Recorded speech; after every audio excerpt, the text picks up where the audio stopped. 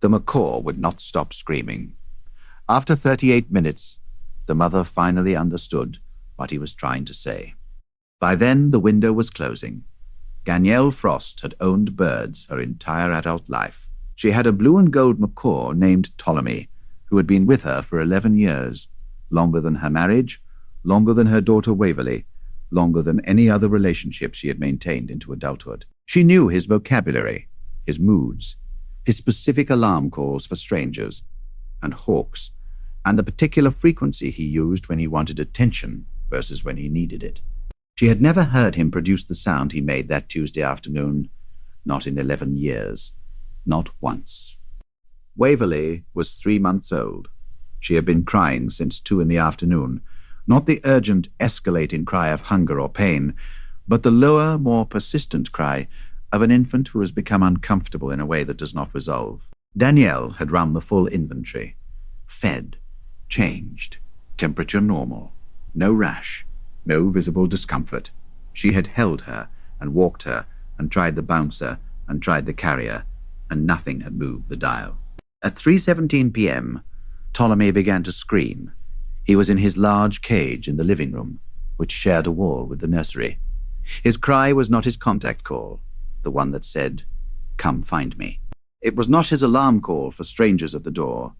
It was a sound Danielle had no category for, high-pitched, sustained, repeating without pattern, with a frantic edge that she associated with the one time years ago she had accidentally left a gas burner on, and he had stood at his cage door, screaming until she found the source. She went to him.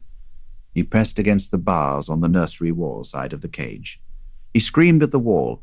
He looked at her and screamed at her. He went back to screaming at the wall. He had never done this before. She went back to Waverly. The baby was still crying. She picked her up, checked her temperature again, 99.1, and sat down with her. Ptolemy's screaming continued through the wall. She could hear it from the nursery. She assumed he was reacting to the baby's distress. Animals reflected emotional states. She knew that. He was picking up on Waverly's crying and amplifying it. Standard parrot behavior under stress. That was the framework she applied. It was the wrong one. Ptolemy screamed, "For 38 minutes, if you stay for stories about what animals sense before we do, you're in the right place.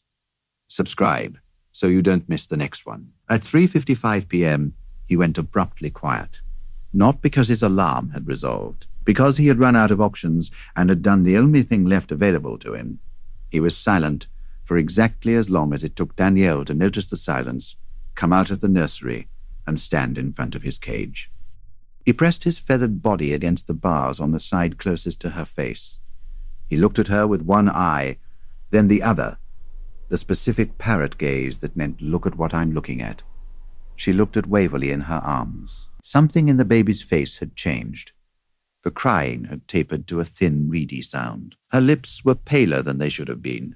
Her limbs were not in the posture of a comforted infant, at the flat, slightly wrong rest of a body that was working harder than it should be on something other than crying. Danielle called 911 while already walking toward the door. Waverly's oxygen saturation registered at 87% in the ambulance. She had been in a pattern of respiratory distress, early-stage bronchiolitis, that had progressed rapidly from what looked like a mild virus to a significant compromise in her small airways. In a 3-month-old, the reserve is narrow. The window between looking tired and being in crisis is shorter than most parents understand. Has your dog ever, or your bird, your cat, any animal, done something that made no sense until it was the only thing that made sense? Tell us in the comments. These stories deserve to be heard. The pediatric respiratory specialist, Dr. Osei Gaiman, reviewed the timeline with Danielle the following morning. Birds of Ptolemy's species, blue and gold macaws, have an olfactory system capable of detecting volatile organic compound changes in ambient air at concentrations far below human sensory threshold. They are also highly attuned to sound, specifically to changes in the acoustic signature of breathing. In an infant developing bronchiolitis, the breathing pattern changes before the oxygen saturation drops. There is an auditory quality to the early respiratory compromise, a slight wheeze, a catch, that a bird in proximity to the nursery wall could potentially register before a standard monitor would alert. He looked at the chart. He looked at the timeline. We intervened at the right window, he said. 30 minutes later, and we would not be having a pleasant morning conversation. Every guardian deserves to be recognized, even the ones who never asked for anything in return. If stories like this matter to you, subscribe so you never miss the next one. Waverley came home 5 days later. Danielle carried her into the living room and sat down in the chair nearest Ptolemy's cage. He walked along his perch until he was as close to the baby as the bars would allow.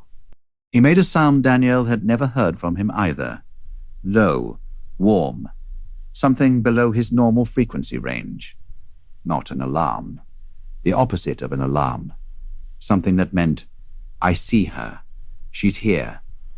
She's breathing correctly. The thing I was telling you about is over now. Danielle understood bird language. She had studied it for 11 years. She had just never understood it the way she understood it now.